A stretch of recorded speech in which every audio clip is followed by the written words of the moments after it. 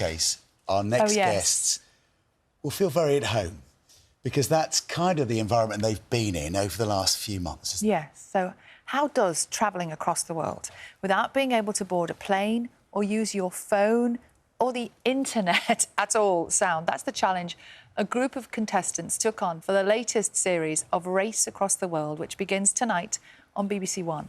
It's epic. We've seen the first episode. You're going to love it, right? Yeah, You'll remember this show sees 5 teams tasked with navigating, this time, East Asia, crossing 6 seas, 8 borders before they get to the finishing line in Indonesia. Yeah, let's take a look at one of the pairs. Oh, I love it so much. We're joined now by 2 of this season's contestants, mother and daughter duo, Eugenie Bucknor and Isabel Reid. Morning, both of you. Good morning. Now, I don't want to spoil the surprise too much for anybody who's going to watch, don't laugh, who's going to watch tonight. But the thing I love about you two is you're very, very real, aren't you? It's, yeah, at times it gets a little bit tense. Tell us about that dynamic and how it worked when you were travelling. How would you explain it? Well, mother and daughter, 24/7, definitely not easy. Lots of challenging moments, lots of emotional moments, because it's not your normal situation that we were in. Being together 24/7, I think that's what was so difficult. You just couldn't get that space, but I think it bonded us. I think we understand each other a lot better now. A lot Tense more. at times, but a lot of love. Yeah. Absolutely, yes, yes. Is it true, Mum, that you didn't really know what you were applying for? Do you know what? You know, as a mother, you want to please your children. I mean, Isabel approached me. She said she wanted to apply, and she just over 2 months. 2 months. It's 2 months Yes. together all the time. All the time. With no distractions other than a common focus, which is to get to one place. Yeah. That is hard. Yeah. It was gruelling at times. Yeah, it was... we had Tired and Tangry and... Tangry. Tired and Tired and angry. That bit came up with that phrase. Tangry. That's our word of the day. And hungry and hangry. Yeah, there was challenging moments, but the beauty of it was that we got to see some fabulous countries. Yeah. The scenery was absolutely amazing. The people we met were absolutely incredible and just so caring and lovely. It was just a lifetime opportunity. I know there's no way that I'd be doing anything like what we did. Yeah. So, yeah. It's wonderful. I mean, it's seeing the wonderful sights like these, but it's also seeing a different side of one another that is almost equally part of the journey, isn't it? Yeah. We did learn a lot about each other, didn't we? I actually felt like at times I was taking more of the lead, and normally it's Mum taking the lead, and she kind of had to step back and... Yeah, that but it was beautiful. It was It's... beautiful watching you. Yeah, though. it changed our It was dynamic beautiful of just it. watching her.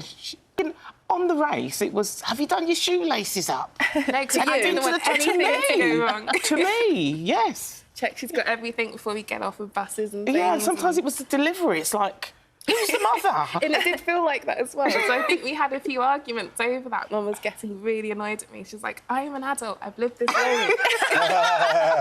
I brought you up. Yeah. Yes. How do you balance the journey and the competition with actually enjoying it? Can you balance that?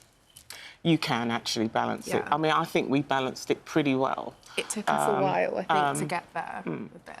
But as a team, we were actually on point when it came to that What's and balancing the things. biggest challenge you faced? I don't want any spoilers. Yeah. So don't tell us where and then what the result of it was. But, I mean, you must have faced some real blocks along the way of your route. I think the lack of food for us really meant that we took a few dodgy decisions and our brains weren't functioning very well and we were just tired and grumpy with one another. And I think that for us was the biggest challenge. I think we underestimated how much we need rest and how much we need food to make those decisions. Rest and food. Absolutely. The basics. Yes. And your budget, your daily budget is quite small, isn't it? I mean, we didn't know. We didn't realise the other teams had kind of kept a track of their budget they from were day actually one. daily budgeting, weren't they? We were. Were you not daily budgeting? Not at the start, no. Not at all. It was only when we realised, and I think we did a few sums, it was a lot. So then we had to work. Overspent. Yeah, that's right, because you have to do tasks, don't you, to earn a bit of money along the way.